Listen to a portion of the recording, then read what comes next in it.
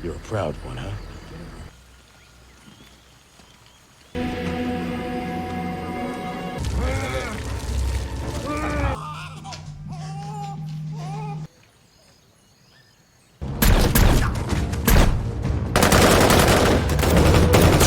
Camera work was kind of shaky.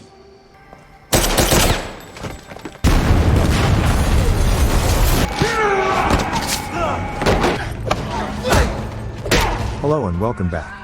Today we are going to recap a 2024 film titled Long Gone Heroes. Please be aware that there will be spoilers ahead. In the opening scene, Julia, a journalist, interviews Mr. Torres. Julia inquires about the current situation in his country. Mr. Torres reveals that many people in his country are starving, with some dying on the streets due to lack of food for their family. He claims that prices have risen dramatically, and inflation has reached 1,200%. He also mentions that both the past president, Chavez, and the current president, Maduro, made deals that harmed their country by handing over wealth to foreigners. Torres argues that the discovery of oil in Venezuela has only made matters worse. Even after the United States imposed sanctions on Venezuela in 2017, little has changed. In fact, oil output and exports have soared. Torres feels the sanctions are only an excuse to boost oil prices, while Keystone Oil, an American firm, continues to operate in Venezuela. To preserve this enterprise, they partnered with a private group that owns land in Venezuela. General Roman leads this organization, and Senator Olivia Peterson helps them link with the United States. Julia looks down after hearing this, realizing that Senator Olivia is her mother. The scene then shifts to California, where Gunnar, a former Special Forces officer, is watching the news. Senator Olivia is on television, giving a speech about her concerns about the situation in Venezuela. She emphasizes that the country's economy is deteriorating and that crimes, particularly against women, are increasing. She also discloses that President Maduro has formed relationships with hazardous organizations such as the cartels. When Gunnar went down to his garage, Olivia was already there. At the time, Olivia, his sister-in-law, informed him that Julia, his niece, had been kidnapped in Venezuela.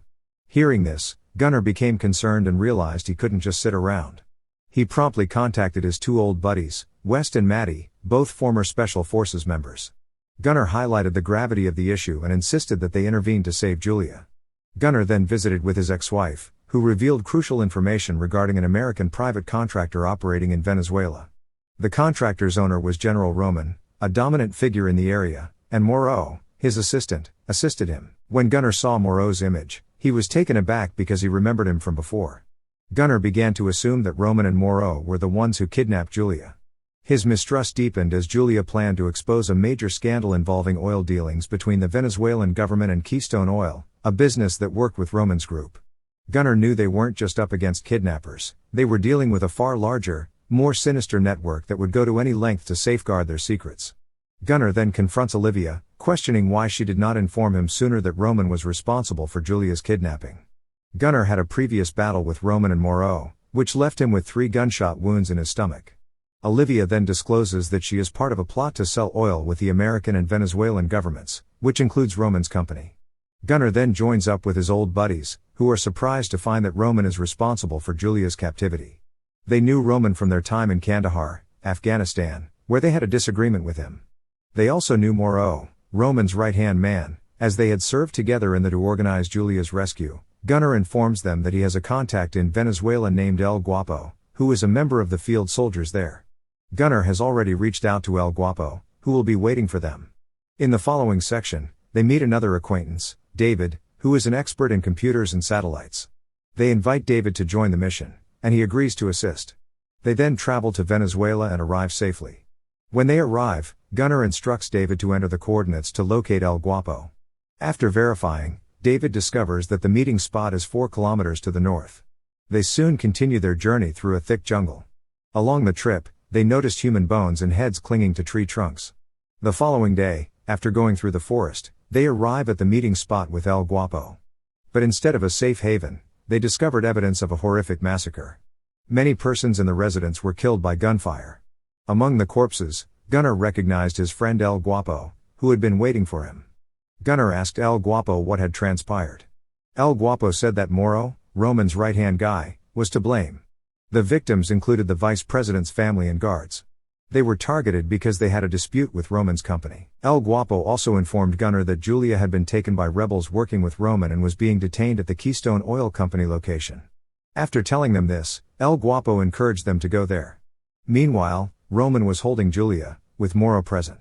Shortly after, Roman snatched Julia's phone and told her to unlock the video of her interview with Mr. Torres. Julia refused. To compel her cooperation, Roman brought in an illegal immigrant they had apprehended and threatened to kill him if she did not unlock the tape. Julia continued to deny, believing Roman was bluffing. However, Roman's men brought in a woman and her infant. Roman increased his pressure on Julia as a result of this new threat. Julia eventually consented to do what Roman wanted, feeling obliged to do so. Back to Gunner, he and his squad had finally achieved their goal. As they came closer, they searched the workers' houses, but they were empty. Gunner then instructed West, Matty, and David to keep an eye on the enemy from a higher position, while Gunner and Guapo moved closer to the main area. West tallied the adversaries from above and reported back to Gunner. After hearing that, Gunner invited Matty to join him. Using their abilities, they launched an attack and defeated the opponents. However, a new issue arose when Julia refused to go without the other captives. Julia was a firm believer that no one should be left behind, and she refused to leave with Gunner unless they rescued everyone. This heightened the tension because they all realized they didn't have much time, and each second passed meant a greater risk. With no other options, David and his team had to devise a new strategy to save all of the captives.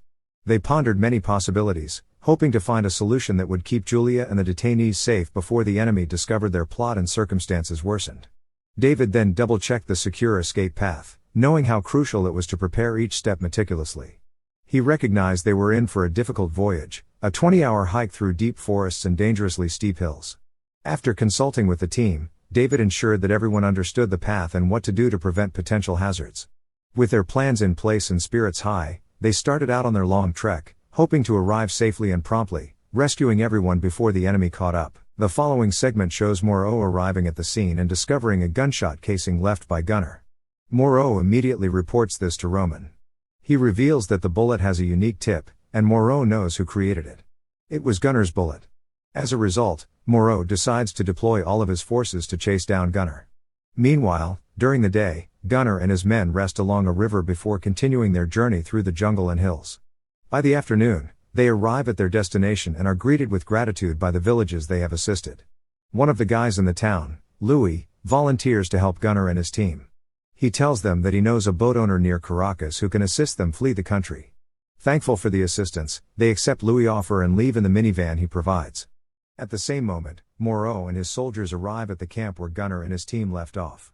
With pistols leveled at the townspeople, Moro demands to know where Gunner and his team have gone. When one man refuses to respond, Moro shoots a woman as a threat to get them to talk. That night, during a difficult voyage, David tried hard to retrieve the film of Julia's interview with Mr. Torres, which Roman had deleted.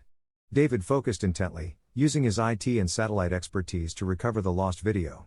David was eventually able to restore the recording after some effort. However, what he saw astonished him.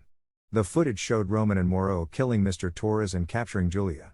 This was significant proof that may damage Roman's reputation. It became evident that Roman was attempting to remove any evidence of his crime, therefore this film was critical for David and his colleagues in their goal to release Julia and tell the truth. Soon later, Louis drove them to an inn. Gunner initially refused to stop because he wanted to travel to Caracas as soon as possible in order to board a boat.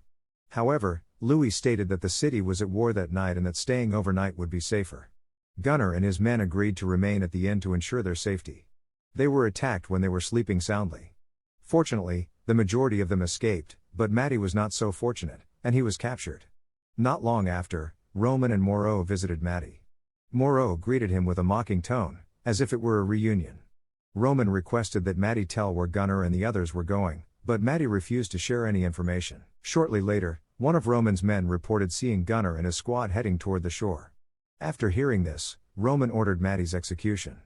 Meanwhile, Gunner and his gang continued their journey, eventually arriving at a night market.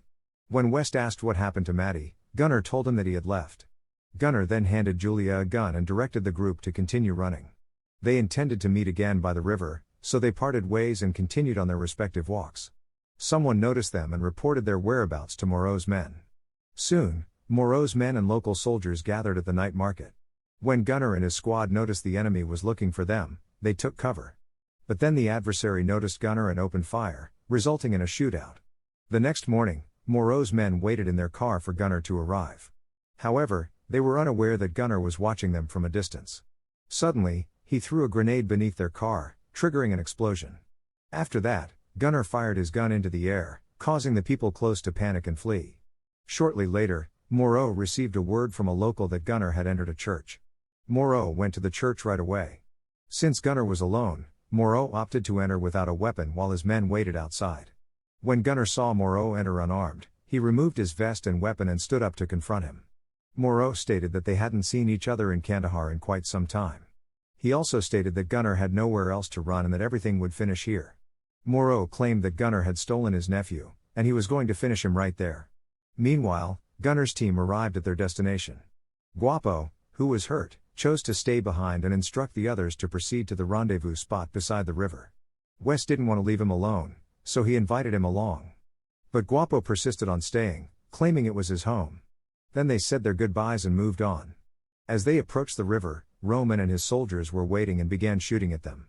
When Gunner questioned where the others were, Guapo told him they were already waiting by the riverbed. Gunner tells Guapo to leave with him, but Guapo declined because he was still nursing his wound. Gunner then left to join the others on the riverbank. Once they were all together, they boarded the boat and left Venezuela, heading for the border. The film comes to its conclusion. Thanks for watching. If you are new, don't forget to subscribe for more of these recaps. Until next time, have a nice day.